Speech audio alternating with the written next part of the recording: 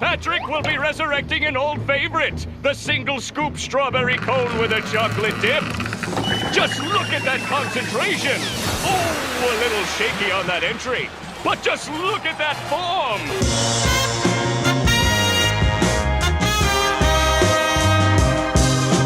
Really, it's no surprise that around the world, several engines have found their way to the bottom of the ocean, for multitudes of different reasons.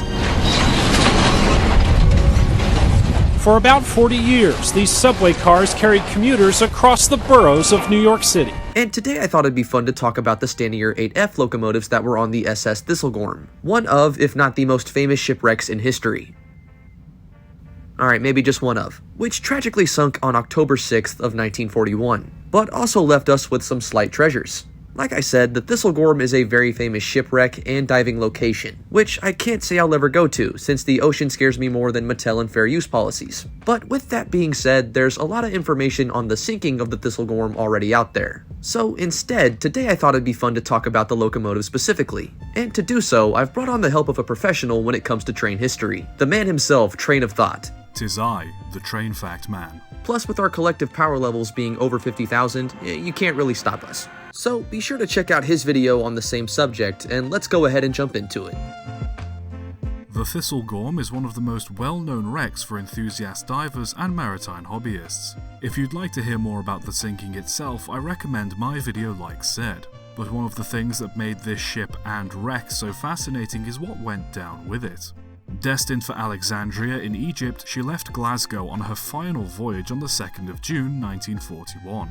She carried everything from Bedford trucks to motorcycles and Bren guns, but interestingly also carried two Stanier 8F locomotives placed on the deck for use on Egyptian railways. Her mission was to deliver supplies to troops in North Africa, but a direct hit to the ammunition storage from a German bomber sent the two locomotives off the deck and into the ocean below, along with the ship. These locomotives were once very popular, and largely still are, being designed by Sir William Stanier in 1933. The weight of the engines was almost 127 tons, at a length of almost 19.2 meters. Plus, they could reach a steady speed of 65 kilometers, all around being some of Britain's best freight locomotives, especially at the time, which makes it sad that the only potential these two would find would be being coral reefs, rather than the workhorses they were supposed to be. The explosion was so strong that the engines were thrown about 30 meters from the ship, and as to be expected, both were heavily damaged. So today only front parts are recognizable, for the most part. Plus, even now, the locomotives aren't the easiest to find, as where they happen to rest, visibility can vary. On a clearer day, however, these two are very possible to reach. There were at least 3 tenders on the Thistlegorm, 2 on the ship deck and a third about 80 meters off her stern. The whole boiler of the portside locomotive, including the throttle arm and 1 or 2 of the driving wheels, landed approximately 60 meters further off the port side of the ship, with the smoke box roughly in line with it. There's allegedly a boiler and another part of the starboard loco about 100 meters off the starboard side of the ship, in line with a point halfway between the bow and midship as well, found by Neil Conway. It's also believed that somewhere out there rests a 4th water tender.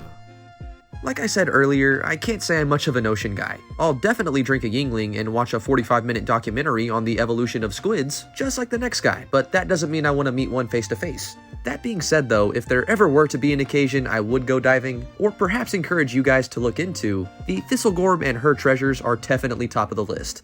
In any case, it's worth dedicating some time to look into the artifacts that are left here. And it's also worth giving a huge thank you to Train of Thought for joining me in this video. I'm a huge fan of his content and I know you guys will be too. So be sure to subscribe to and check him out if you haven't already. I'll have his channel and his video on the Thistlegorm linked below. And as always, want to give a huge shout out to my patrons too, since videos like this wouldn't be possible without them.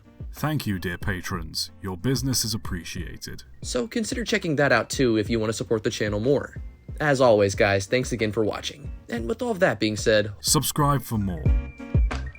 And don't forget to subscribe to this guy's channel. He's clever. He does trains. He makes models. All cool stuff.